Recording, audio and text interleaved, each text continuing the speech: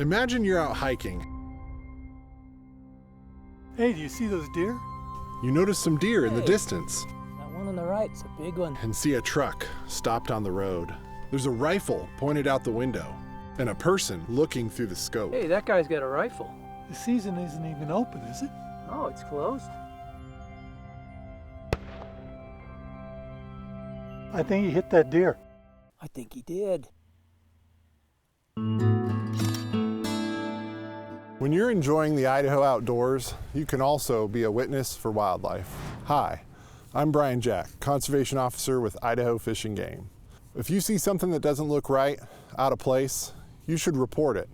But before you do, there are steps you can take to help conservation officers make a case. Can you get his license plate? First of all, never engage or confront someone who might be doing something illegal. Your safety is always the most important thing to consider. What you can do is be a good witness. Look around, see the details. Gray tundra. Write those details down, take notes, and take photos of the scene if you feel comfortable.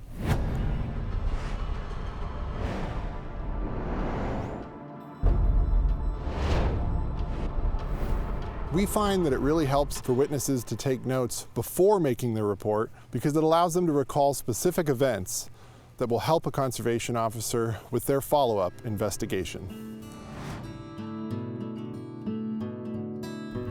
Hi, I'm Spencer Wesche, Conservation Officer out of the Upper Snake region. For a conservation officer to follow up on this case, we need information to identify the person or people involved. To do this, we need 5 key details. First, a license plate is critical. A complete plate is the best information you can give us. A license plate allows us to connect the vehicle with a specific person, and we can often get the information we need to actually contact them. Sometimes a license plate is difficult to see in the field, so the color and type of vehicle are also good pieces of information to give us. In this situation, the witnesses noted that the vehicle was a Toyota Tundra, but also note details like the color, the age, and the condition of that truck.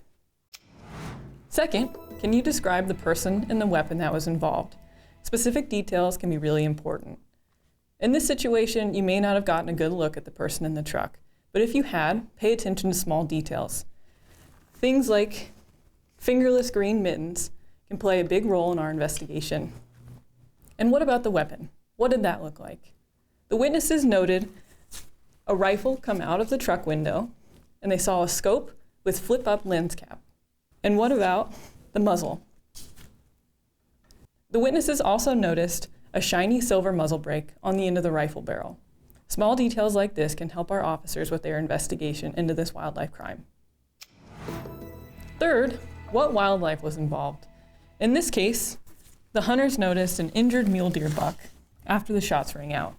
This information is helpful for our officers because it tells us what we're looking for in the field or when we follow up with the suspect at their home, in a garage, or in a truck bed. Fourth, where did this happen? Which road did you take in? Did you notice any mile markers? How about Forest Service or maybe a BLM sign? GPS coordinates are also extremely useful, and they can be taken with any mapping application on smartphones. Small details on the landscape are also important for our investigation. In this situation, our witnesses noticed that the truck was parked between 2 burnout fence posts. Small details like this on the landscape can be very useful for our investigation.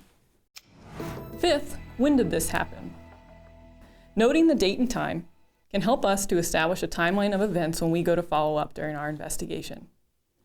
When you collect these 5 details, it can help us to start an investigation into a wildlife crime. Remember, Idaho's wildlife belongs to you. Be a good witness.